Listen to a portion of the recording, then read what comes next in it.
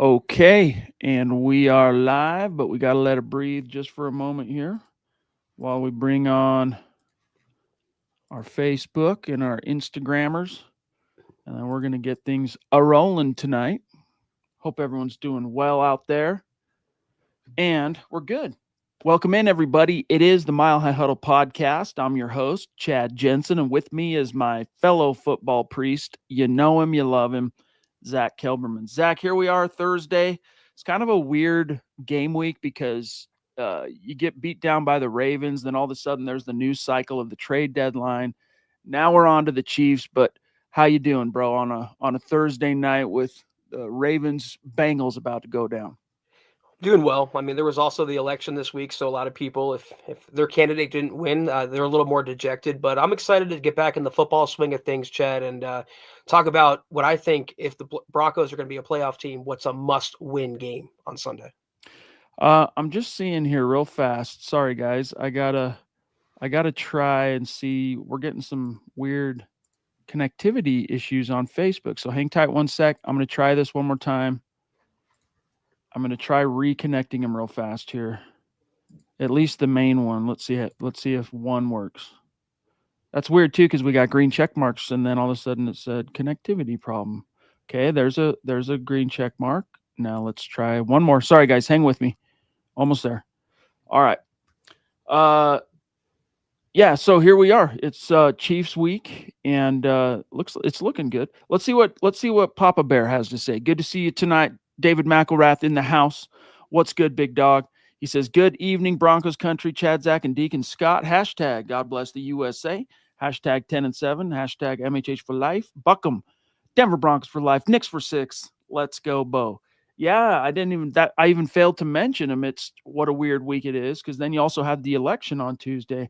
Yeah, that's weird. I wonder what's going on. Have you seen these problems on Facebook? I haven't seen it either. We'll have to check it out. Um, but yeah, kind of a unique week, Zach. For sure. And David's always saying 10 and 7. And as I said a minute ago, if the Broncos want to get to that, if they want to be a playoff team, they have to prove that they can beat playoff teams. They didn't last week against Baltimore. This is another tough test coming up that I hope they could ace. I think it's just a Facebook problem because I just checked the back end to see if there was any notifications like, "Hey, you need to update your connection." It's not that. So I think Facebook's just having problems today, which is a bummer. But we'll try connecting again here in a minute. Papa Bear, we love you. Some hellos in the chat tonight. C Chang, what's going on? David Yunkin. Yeah, I wasn't sure really, Zach, what to title the stream around besides that, we're going to be going through some head-to-head comps here, Broncos Chiefs for the first time of 2024. But one of the things is Bo Nix ready for this? This is marquee matchup territory. This is you could argue the matchups he was drafted to win, right? You got to beat the Chiefs in the AFC West if you're going to have a chance. So how you feeling about Bo Nix and his first taste? And of course, it's going to be on the road, utter hostile territory at Arrowhead. It's going to be a grind. Yeah, I don't think it's any more difficult from a schematic standpoint as facing the Seahawks on the road or facing the Steelers in week 2, the Buccaneers, the Jets. He's run the gauntlet of facing the NFL's best defenses. And as good as Steve Spagnuolo's unit is in Kansas City, they've kind of taken a step back a little bit the last couple weeks. They're not the 2000 Ravens. They are susceptible. But my bigger question is I'm more concerned with the Broncos defense. Are they ready for this game? Because they proved last week against Lamar Jackson they were not ready. In order to give Bo Nix a chance, Chad, they have to slow down Mahomes and company. That they do, and it's going to be interesting because this offense, the Chiefs' offense, just has kind of failed to launch. I mean, it's still a lot of good metrics. You'll see it when we go through the head-to-head, but just not at the scale, Zach, that we're accustomed to seeing from an Andy Reid, Patrick Mahomes offense. And there's a part of me that's going, man, please, coming on the heels of that Ravens loss, please, please, please let this not be the game the Chiefs suddenly figure it out. Yeah, I mean, if you've noticed since the Tyreek Hill trade, it's been a downturn in Kansas City. Their offense isn't as explosive as it was 3, 4, 5 years ago, and they're winning predominantly with their rushing attack and their defense. But it's not more so. I'm talking about points allowed, but Mahomes always finds a way to keep the drives alive, Chad, and punch the ball in the end zone, like last week in overtime when he had to do it, even with a bum ankle. The Broncos defense has to clamp down, force 3 and outs, get the ball back to Bo and company, and put some points on the board. Yeah, I might have to disconnect, not on this stream. This is the last time I'm going to fiddle with it, but I might have to disconnect Scott because it's still not coming through. I might have to disconnect it on StreamYard outside of this when we're done with this episode and reconnect it for later streams. Yeah, I got to remove it one last time. Okay. All right, back to the chat. Let me see what's on everybody else's mind. Like C. Chang saying, hey, our D needs to beat Patrick. Yes. Hope our receivers help Bo out. How much longer till Josh Reynolds is going to be able to come back? When did he go down? I'm trying to remember. He's slowly ramping up in his return to practice. I don't think he's that far away from coming back, but is Josh Reynolds the answer, Chad? Because when he was healthy, I mean, he had some drop issues too. He's a decent receiver, but I don't think he's necessarily the elite talent that Bo Nix desperately needs that the Broncos did not get him by the trade deadline. So his last appearance was the Raiders game where he had 1 catch for 9 yards and a touchdown. So remember, and he kind of came down weird in the back of the end zone with that catch, and I'm pretty sure that's where he got hurt as well. So it's been a minute. So that was week. Wait, was that week 6? I think it was 5. 5? Well, yeah, 1, 2. You're right, 5. So 6, 7, 8, 9. Yeah, so he's eligible to come back from IR, but is he ready health-wise? That's what Zach was getting at earlier, is he's working back. But they are getting a couple other guys. I mean, we've written about this. I know the guys talked a little bit about this on Mile High Insider, Zach, but you got Drew Sanders. They're trying to get him back in the saddle, limited participant in Wednesday and Thursday's practice from the PUP list. Plus Luke Wantenberg went from limited to full practice today on Thursday. So it's looking like if it shakes out the way it has previous this season with regard to the Broncos bringing back injured reserve guys, it's looking like they're going to bring him back in time for the Chiefs game. But who's going to start at center? Because I've liked how Alex Forsyth held down the fort. Yeah, I mean, I wrote about that earlier. Forsyth has graded out really impressively, according to Pro Football Focus. I wouldn't fix what's not broken. You have the chemistry with Forsyth and Bo Nix from their days at Oregon together. Forsyth stepped right in. The offensive line did not miss a beat. I would continue starting Alex if it was up to me. With Drew Sanders, Chad, I kind of view him like a Greg Dulcich. Whatever you can get out of Drew Sanders would be a bonus. We don't know where he's going to play. I think now he's an outside linebacker, but they have enough outside linebackers. That's why you traded Baron Browning away. I'd rather play him inside, but how is he going to come back from that Achilles? So once again, anything you get, if anything, is going to be a bonus from Drew Sanders this season. Totally true. And in the meantime, I'm actually thinking, Zach, that the Baron Browning trade, even if you didn't have Drew Sanders waiting in the wings to hopefully come back soon, I still feel like the Broncos might actually see a better net production in the pass rush, because right before Baron Browning came back, they started utilizing Dondre Tillman in the pass rush. And I mean, I think back to, wasn't it the Bucs game where he had 2 sacks? And man, get him. He's had to take a back seat, unfortunately, since Browning came back. But start using this dude again, because there seems to be a little there. Yeah, and plus Jonah Ellis is developing nicely. Nick Benito's coming on this season. He leads the Broncos in sacks.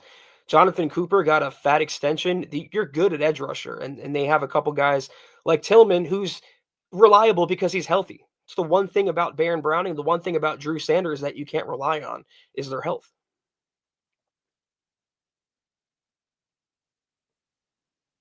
You're muted.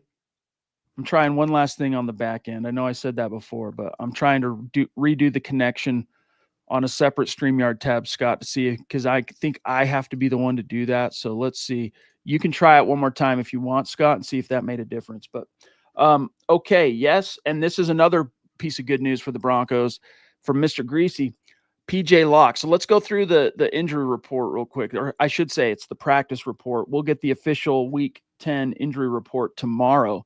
But Zach, really good news in that PJ Locke, who's missed the last couple of games with a thumb, he was a full participant in both days of practice this week, so he's going to be back, fortunately, against the Chiefs. And I think that came would he have been all the difference in the world against Lamar? Probably not. The Ravens probably still come out on top in that game, but there were several big explosives that the Ravens had against the Broncos that were a direct result of Devin Key, unfortunately, which is disappointing because his first game in for Locke, Key actually looked pretty good, like he belonged. The second game, man, he seemed lost. But if you go back to what Riley Moss said post-game at his locker, talking about how, hey, our eyes were getting a little bit crazy because, we were running predominantly zone. All of a sudden, it makes a lot of sense. You take guys out of what they've been doing all year long from a scheme perspective and a job perspective, responsibility, and you start changing things with the coverages. And it's no wonder that Devin Key so often in that game, Zach, looked out of position. Yeah, that's what's so maddening about VJ when he goes away from the man coverage and plays more zone. And I get why he did it against Lamar to, spy and counteract the run, but you totally forget about what Lamar can do as a passer. Fortunately, I don't think the Kansas City offense is as explosive as the Baltimore offense. So getting Locke back is a net positive for Denver. You have to worry about Worthy, the speed demon. They have DeAndre Hopkins, who's a little washed, and Travis Kelce, and whoever's starting at running back this week. It's not as imposing of a lineup as you face, but you still technically have to be on your P's and Q's. Otherwise, Chad, same result as week 9. By the way, it's looking like it's going to be Kareem Hunt once again. He was limited in Wednesday's practice, but he was upgraded to a full participant on Thursday. Really, as far as Chiefs key role players, Kareem Hunt was the one name I was really keeping an eye on, as well as edge rusher and the leader in sacks for the Chiefs, George Karlaftis. He was limited also, but full. So he's trending towards playing. But Mecole Hardman, Zach, he's still limited. Juju Smith-Schuster doesn't look like he's going to be coming back this week. And then Mahomes, keep an eye on him. He is dealing with an ankle. At least he's on the injury report. He's been full both days, but something to monitor his mobility if he really is dealing with that ankle. I have to smirk because I still remember the game when Mahomes got injured against the Broncos, and in comes Matt Moore to beat Denver.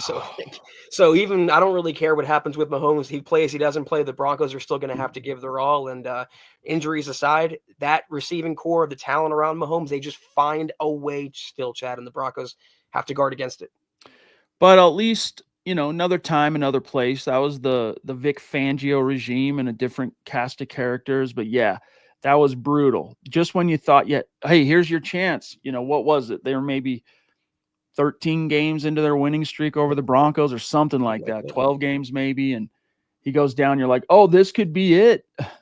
Speaking of chances, we got Chris Chances jumping in. What's up, big dog? From the top rope, brother. On a night like tonight where we're having some technical difficulties and we're unable to get all of our community in on the chat, this is very, very helpful to us. So thank you, big dog. He says, hi, Zach and Chad. Sorry for missing a couple weeks. Healing up from surgery. I wanted both of your thoughts on what Broncos players having a breakout year so far, and what should the Broncos do to get a win this Sunday? Hashtag best in the business. Hashtag Bo Vader. Well, first of all, bro, thoughts and prayers to you. We have missed you. Didn't know it was from a surgery though. So hope you're, I'll take your activity and presence in tonight's chat as a sign that you are doing well and bouncing back from that, but hope you're doing well. My answer to who's having a breakout, I mean, on offense, Zach, I think the only player you could really assert is Bo Nix, coming off of NFL Rookie of the Month of October. Defensively, I mean, for a minute there, the first quarter of the season, if I got this question from you, Chris, I would have said Riley Moss. And I still think that's how it's going to shake out in the final analysis, Zach. But who am I missing? Zach Allen. Zach Allen, which, you know what, that brings up something. Nick Kendall sent in an article today. It's published. It's up, guys. Go give it a read on the 5 Broncos. Count them. 1, 2, 3, 4, 5, who made Pro Football Focus's mid-season all AFC West team, notably, conspicuously, heinously absent, Zach, and snubbed from this list, Zach Allen. Shocker. Absolute shocker. I can throw a couple out. I don't really think any Broncos player is having a true breakout season. I do think Palcho at right tackle, considering being an undrafted free agent, and he looked like a future 10-year starter at right tackle. Another one was to a micro level, Sternad. Went from a guy who was on the roster bubble, a backup special teamer, came into the starting lineup and immediately forced a fumble and causing havoc. So mini breakouts. That's where I would go. Phil, if you are just joining us and any of our normal members of the community who are participating on Facebook, there's some kind of a connectivity issue going on despite all of our back end tweaks. There's some kind of connectivity issue between StreamYard, the platform that allows us to stream to multiple destinations, and Facebook. So sorry about that, buddy. Outside of our control, unfortunately. Don't know what's going on there. But hopefully we'll get it fixed in the next day or so. I don't think it's getting fixed tonight. So glad to have you in the chat with us on YouTube, Tucson Phil. Let's see here. Rodney Garcia, though, and Chris, love you, bro. Thank you. You strong man, bouncing back from your surgery. He says, hey, Justin Simmons was the only player to pick off Mahomes every game we played against. Who's going to step up? Well, I don't know if it's true that it was every game, but he did have some success against Mahomes. Do you see someone maybe – I mean, Pat Surtain's actually having a pretty productive year relative to the interception game. Usually the target volume's just not there for him to get lucky a few times, but he's got 3, I want to say, this year already, and that's not nothing halfway through. That's pretty good for a number one shutdown guy where the ball doesn't often go his way. But who's going to be that guy, Zach, with the propensity, the probability? I'm going to say Brandon Jones, not just because it's the easy, replacement for Simmons, but he had his hands on a few different takeaways early the first quarter of the season, but it's been a few games. I have a feeling he's about ready to get back in on the action. Yeah, you were talking about breakout players a second ago when you mentioned PS2 before he got the concussion. And ever since then, he came back. There's some cobwebs, I think, to his game. And I like to see him go back to that depoy status. And we're going to have to lean on him this game. You have to lean on your franchise players. And Patrick Surtain is by far your best player. But aside from him, a key to the secondary is McMillan. I mean, arguably the best nickel corner in the game. They might move Hopkins to the slot. That'd be matched one-on-one. He's going to be an integral part of shutting down Mahomes in that passing game. So Scott, who covers the Falcons every single day at our sister site on SI, Falcons Sports Illustrated site, he's been seeing Simmons covering it, breaking it down day in, day out. He says Simmons only has 1 pick this year, and it's against, Zach, Pat Mahomes, ironically. Yeah, but like you were talking about with Brandon Jones, the Broncos haven't missed Simmons, I don't think. I don't think many Broncos fans this season have said, I really wish 31 was back. We can't survive without him. Brandon Jones has been a great replacement, but in games of higher magnitude, Ravens, Chiefs, those players have to step up. I agree with you, but there is a part of me that wonders, hey, man, with how good Brandon Jones has looked, he was, by the way, one of the 5 Broncos that made the midseason All-AFC West team, according to PFF. But a part of me goes, man, if the Broncos could be that good, if Brandon Jones could be that good already, what would it look like with him and Simmons instead of Locke and Jones? It's Jones and Simmons, but we'll never know. That ship has sailed, Zach. There were a lot of more of those Sam Darnold moments with Simmons than we like to remember, Chad. I think we romanticized Simmons a little bit, and he was in on a lot of plays where he messed up, for lack of a better word. I'm trying to find, there it is. I've got the sheet queued up for when we want to do the head-to-head. We're at about 19 minutes. We're doing okay. Yeah, so Zach, I'm seeing some questions and comments about getting A.T. Perry, a practice squad receiver, and of course, Parham, a practice squad tight end, involved. David Youngkin's bringing it up. What do you see? What's your answer to the fans who are saying, hey, look, if we're kind of struggling with the skill position players we have, why not turn, that are on the 53, why not see what one of these or both of these guys could do in the offense? Your thoughts? 2 words on that, in my opinion: Shawn Payton. Shawn Payton's stubbornness, Shawn Payton's ego, Shawn Payton's insistence on cronyism and having his own guys out there. The reason that you haven't seen A.T. Perry is because Shawn Payton loves Lil Jordan Humphrey. The reason you haven't seen Donald Parham is because Shawn Payton loves Adam Troutman. And this is the downside to me with Shawn Payton, is that he's too stubborn for his own good in his play calling, in his personnel decisions. He wants his guys on the field, and he will not waver on that. Yeah. What didn't Perry? I gotta take a quick look. I don't think he ever intersected with Peyton in New Orleans. It was right after he left, wasn't it? I think it was 23. You're right. It was last year. 6th round pick out of Wake Forest, and they 86'd him on October 4th. He was waived and then signed. But even though, Zach, you can't say he's Shawn Payton guy per se yet, anyway. He comes from that Mickey Loomis manger, right? So that's why he landed here. Is I'm sure he saw him hit the wire and he called Mickey. He goes, "Yo, tell me about this guy." Da da da. Oh, he can do the XYZ that we know, and the da da da. Okay, cool. I don't know. We'll see. The guy who's actually more intriguing to me as a possibility is Parham. But keep in mind, and I'm going to quote Mr. Producer here. Yeah, right now, relative to a skill position deprived Broncos country, they might be the flavors of the day, right? But and of course, they got to be better than anyone else that's out there, despite the fact, Zach, that no other of the 31 teams is going out of their way to swoop them off the Broncos practice squad. So I only say that I'm not trying to clown them or throw shade. I'm just saying, let's keep our relative expectations of what kind of impact these guys could make in perspective. Forget the hypothetical upside of A.T. Perry. How about seeing more of Devon Vele, whose upside is tangible, that we've seen, that was growing, that was the Broncos' leading target getter in week 1, and then kind of just got cast aside. Instead of Lil Jordan Humphrey, I mean, I'd settle for more targets for Devon Vele. You know what I'm going to do real quick? I'm going to take the stream on YouTube, and I'm just going to share it on our Facebook page. Whoops. No, take me back. Hang tight 1 second, guys. I'm going to make sure, because I'm seeing still a lot of people going, what the heck? All the Facebookers are like, where's my podcast?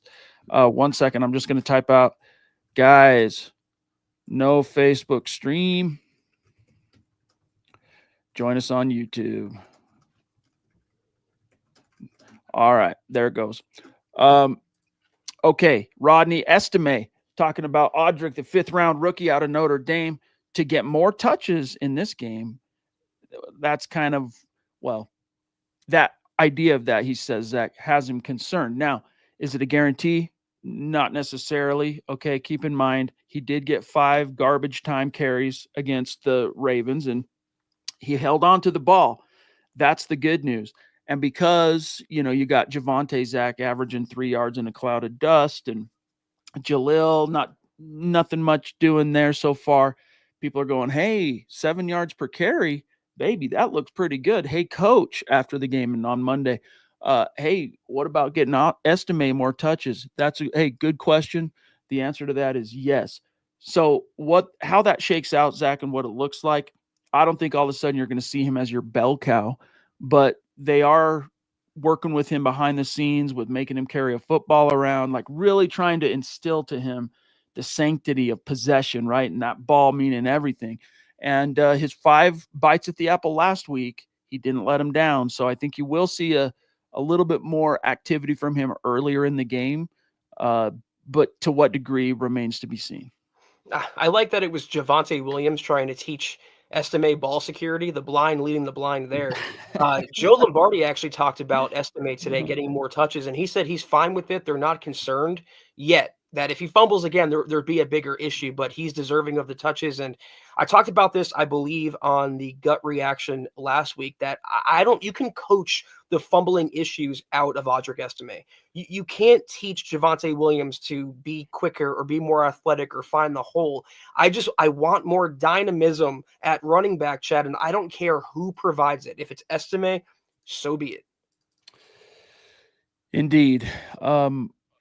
Nick has had a flurry of articles this week, which is always great. So I've spent some time editing and reading a lot of his stuff, and he talked about, he seems to think, Zach, that Estime, because Javante's in a contract year, he's not really done much up to this point in his season and a half with Shawn Payton to just scream, hey, resign, in the same way that the Broncos quickly made short work of getting Jonathan Cooper locked up. And that they'll probably let him go at the end of this season, Zach, and Estime will be the first guy, dependent on what they do in the draft next year and whatnot. So you got to start seeing that. That's why this season, even though the Broncos are ahead of schedule, they're still plus 500. Almost nobody expected the Broncos to be in this position they're in going into week 10. You can't lose track of the co-priority. It might be on a slightly lesser level because the Broncos are ahead of schedule, but they do have to see what they have in this young roster. They do have to get the young guys developed, some opportunities to develop, and this is one of those prime opportunities for Estime in the sense that, hey, you had a couple setbacks, you fumbled, then you went on IR, then you came back, you worked back, then we got you back involved, you fumbled, then we kind of started doing putting you in the doghouse with love, in the sense that you're not getting touches. Now you're going to carry a football around with you, the facility, everywhere you go. Now we're giving you little baby steps back into the manger. Here's your opportunity. Oh, and by the way, it's against Patrick Mahomes, the Chiefs, and it's at Arrowhead, and AFC West showdown. And former Broncos running back Samaje Perine, who now plays in Kansas City. So let's see what you got, True. Rook. And in my opinion, Chad, speaking of Javante, there is zero argument to re-sign Pookie Williams. I don't care if it's a 1-year deal for veterans minimum. There's not one thing, and now that we know this, and with the benefit of hindsight, there is not one thing that Javante Williams does that is worthy of a new contract or that you can't find elsewhere. So whether it's Estime, McLaughlin, Blake Watson, Bidet, I don't care. But the future of the running back position is not Javante Williams. Speaking of the offensive side of the ball, this was interesting. Another article from Kendall. The Athletics, Dane Brugler, someone who we look to and cite quite a lot when it's draft season. He put out, Zach, his midseason all-rookie team. And the first quarterback, Jaden Daniels of the Washington Commanders, which comes as no surprise. He's literally been a sensation so far. But the first runner-up, not the number 1 overall pick, Caleb Williams, but your boy, Bo Nix. So speaking of hindsight and all that stuff, do you think there are any teams out there regretting letting Bo Nix drop to number 12? I think the Raiders regret not making a more aggressive push to get in front of the Broncos, having to suffer through Gardner Minshew and Aiden O'Connell. But it worked out the way it worked out. I do think that Bo Nix is a good litmus test for those who know ball and those who don't know ball. Because I'm not saying this because I cover the Broncos. If I actually watch the highlights, watch the tape of Bo Nix, you see a quarterback getting better every single week. If you watch Caleb Williams the last couple weeks, I don't see that progression. I even see some regression. And Chad, that is in an offense where he is surrounded by talent. I mean, 6 times more than Bo Nix has. Good point. Good point. We're sitting here coming up anyway on the 30-minute mark of tonight's live stream. Good to see a lot of our Facebookers finding their way over from YouTube. Sorry for those problems. I don't know the connectivity issues. I think it's the platform or Facebook. It's nothing we're doing. So unfortunately, we tried to fix it, but it ain't happening tonight. But Zach, let's do our head-to-head, shall we? Let's compare where the Broncos and Chiefs are together entering this pivotal matchup. It's obviously a little bit more important for the Denver Broncos, considering the Chiefs are undefeated. They have had a bye. Broncos are yet to have their bye. I think it's week 14 is when the Broncos are going to get their break. But as you can see here, this is the Broncos-Chiefs team comparison. A green means it's a top 10 statistical mark. Red signifies a bottom 10. And 5-4 versus 8-0. So first things first, Zach, the turnover margin. The Chiefs are actually worse than the Broncos as it stands. The Broncos are now under their -1 in the turnover differential, which isn't terrible, but it's obviously not where you want to be. That ties them for 16th. It's middle of the pack. Meanwhile, the Kansas City Chiefs are actually, Zach, bottom 10 in this in this margin, -4, tied for 24th. So that's something. The other aspect here, Broncos are middle of the pack in time of possession, but surprise, surprise, with a great defense. This Kansas City Chiefs team, Zach, before we get into the offense, is sitting there at number 2 in time of possession. Yeah, and they do that because they control the football with their ground game. And as you can see there, 14th might not be impressive from Kansas City in terms of rushing, but you have to figure they lost their star running back, Isaiah Pacheco, and they've been scraping by with something named Carson Steele and the ghost of Kareem Hunt and Samaj P. Ryan, and yet they're still 14th and top 10 in a lot of other metrics. That is what we've been trying to say the last couple of weeks. They are not this explosive 60, 70-yard touchdown Chiefs offense from years ago. They will nickel and dime you, death by 1,000 paper cuts, as you can see there. Speaking of what we're seeing here, let's go ahead and examine this. You've got, we'll start with the Chiefs, all right? Some green, not as, I mean, it used to be, Zach, evergreen, right? When you look at the Chiefs, everything's green, but the mark of a elite quarterback and one of the best coaches and play callers of all time, it's still detectable even in a down year offensively, at least so far, but they are 10th in net yards. So they're top 10 yardage offense. Points per game, they're 10th. They're averaging 25.4. As Zach mentioned, rushing, they're 14th. Passing, they're 10th. Okay, now we talk a lot so far, Zach, fans have heard about how this is a Chiefs passing offense that has failed to launch. I could tell you that there's, 22 other teams that would die to be the 10th best passing offense. So they're still finding a way to get it done, even if it's, there's multiple ways, I guess, to skin that cat, and they're getting that cat skin for sure. So 10th there. But look, 9 picks. All right, that's a bottom 10 ranking. They've only lost 3 fumbles, though, so that ties them for the 4th fewest. 12 total giveaways puts them on the low end of middle of the pack. Mahomes has been sacked 16 times, which is tied for the 6th fewest. They are the best offense on third down, thanks to the creativity and the mind meld. First of all, the creativity of Andy Reid and the mind meld he has with Mahomes. And they're just outside the top 10 in red zone. Now, meanwhile, Broncos are still kind of chilling in the basement relative to the key offensive efficiency metrics. 25th in yards, 23rd in points, 15th best rushing offense, 27th, though. I mean, this low-volume passing offense, they just got to get that figured out if they're going to continue to thrive in this 3rd and 4th frame of the season. 6 picks, that's middle of the pack for fewest, so to speak. Fumbles lost, Zach, they have 7, which puts them at 30th. So the 3rd most fumbles lost in the NFL. 13 total giveaways puts them in the bottom 10. But Bo Nix has still been very stubborn about going down and getting sacked. That mobility and his pre-snap and just kind of pocket feel has been good. But this is brutal right here, Zach. Then I'm turning it over to you. Even though they made some strides the last couple of games on third down, they're 27th, which is bottom 10 on third down, and 21st in the red zone.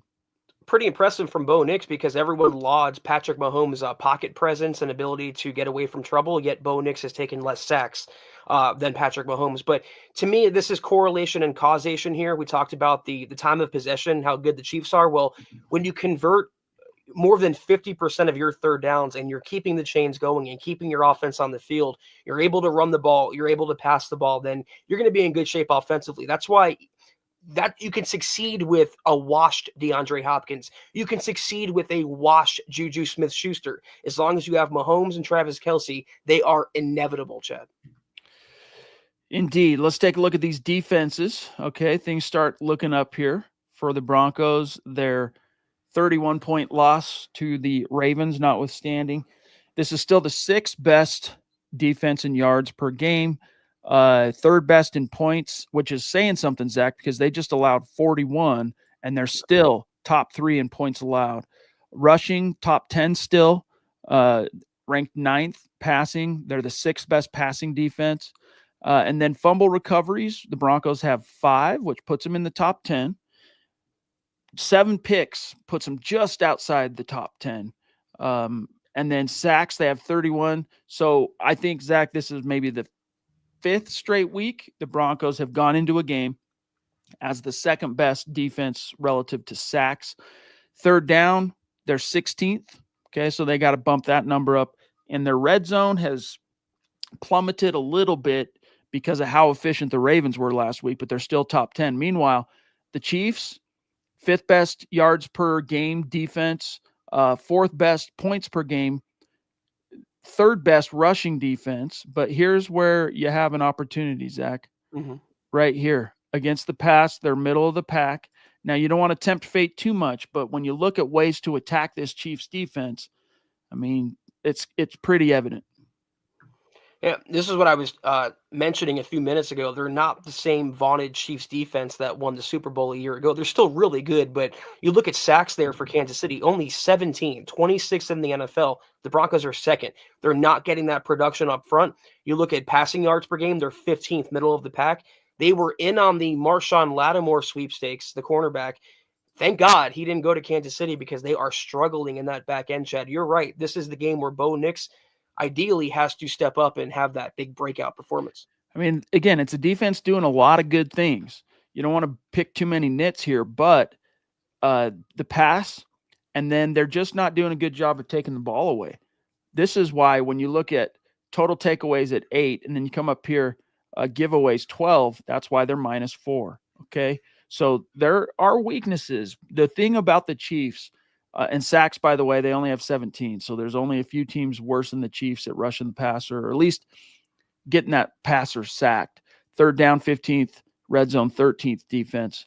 I lost my train of thought on what I was going to say, but this Chiefs defense, it's not, I know what I was going to say.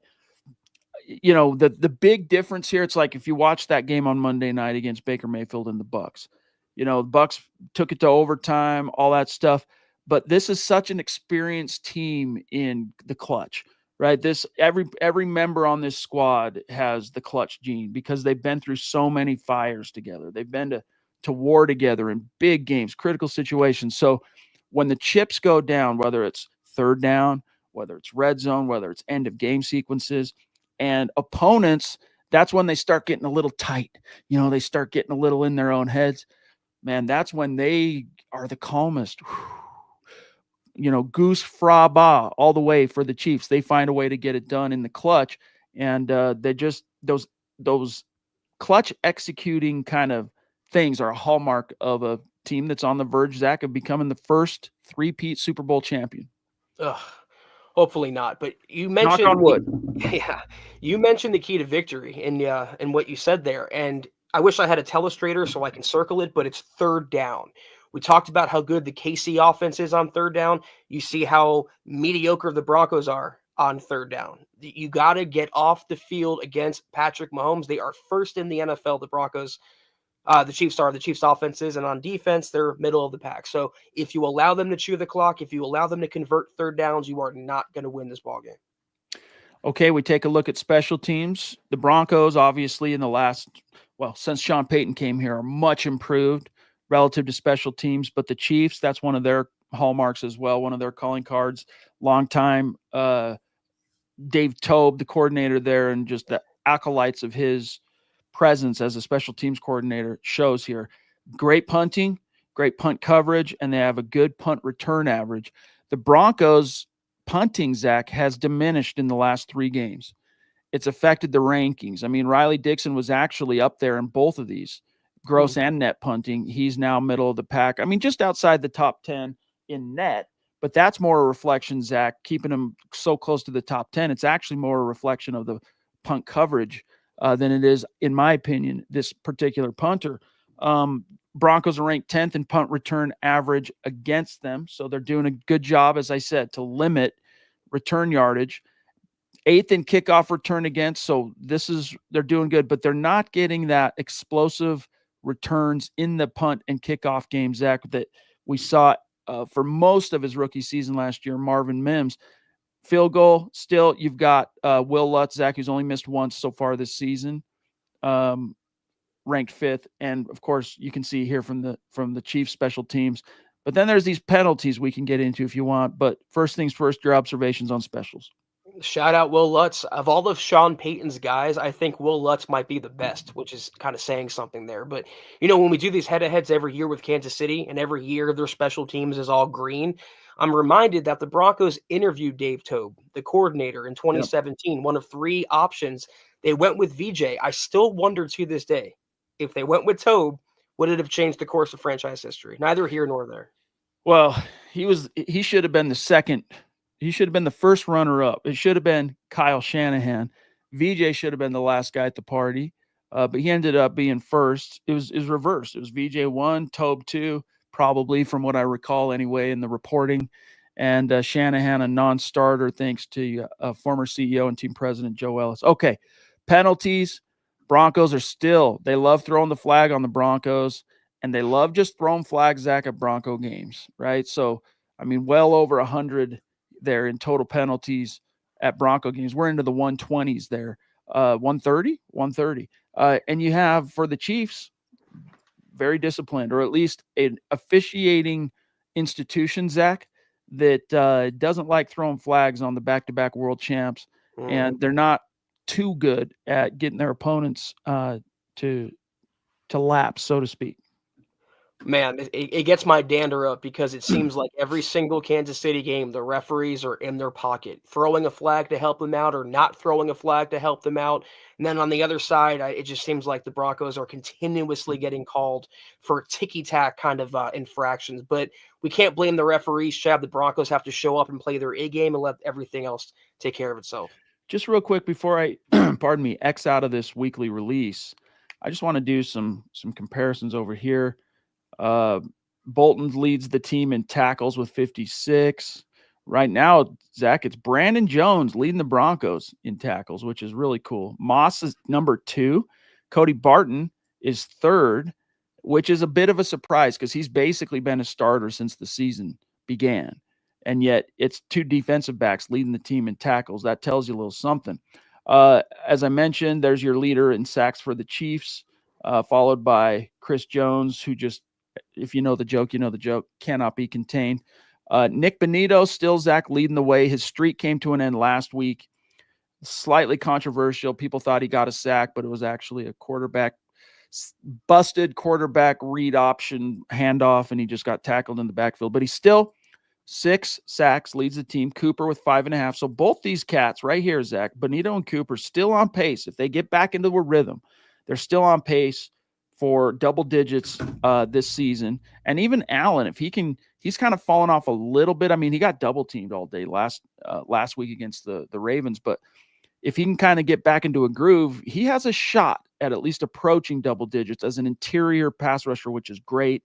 And look at this, Surtain, 3 interceptions, leads the team. 4 players with 1. Meanwhile, the Chiefs have 5 players tied for number 1 with 1 interception. Yardage, Kelsey leads the Chiefs with 435. Sutton on the heels, Zach, of 2 back-to-back, I should say, 100-yard games. He's finally starting to pump this number up a little bit, which is good to see. Kareem Hunt leads the team, 414 yards rushing. Williams, 387. And then there's your passing yardage differential, Zach, between Mahomes and Nix, which is not as great as you might have expected before you saw this. It's so pathetic that Bo Nix is on Javante's heels as the Broncos' leading rusher. They got to figure that out. We also talked about breakouts earlier. We mentioned Zach Allen, but the guy who listed next to him there, JFM, has been just almost transcendent along that defensive line, changed the entire complexion of the defense. I could not be happier with Franklin Myers this season. Okay, there is your head-to-head for Week 10. And it's been a really good conversation. Guys, consider this your 2-minute warning, last call for any burning questions, topics, super chats. Get them in the chat, and we will get to them. Rodney says, hey, got to watch out for Nick Bolton.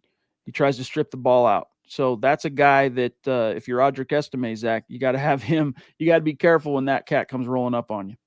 Or Javante, for that matter. Yes. Or Cortland Sutton. I think honestly, Scott, your last comment in the private chat, dude, I think there's something going on with StreamYard today. So anyway, but guys, great conversation. We got a few messages for you that we're going to dip on out of here. Tremendous installment, as always, of the Mile High Huddle podcast. If you're not doing so, please follow us on Twitter at the MHH Pod. You can follow the main account at Mile High Huddle. Chad at Chad and Jensen, myself at Kelberman NFL, and Scott, our producer, at Scout Kennedy. If you guys want some merch like we're rocking each and every single podcast, check out mhhmerch.com and get you some. If you haven't done so yet, drop us a like at facebook.com/Mile High Huddle Pod. You can find us on Instagram at mile_high_huddle. If you're listening on Spotify or Apple Podcasts, make sure you're leaving your football priest a 5-star review for a chance to win some merch each and every single month. But if anything, y'all, please, very important, subscribe, like, and share this video and every video you see on the MHH channel. It really does help us grow and reach more Broncos fans just like you.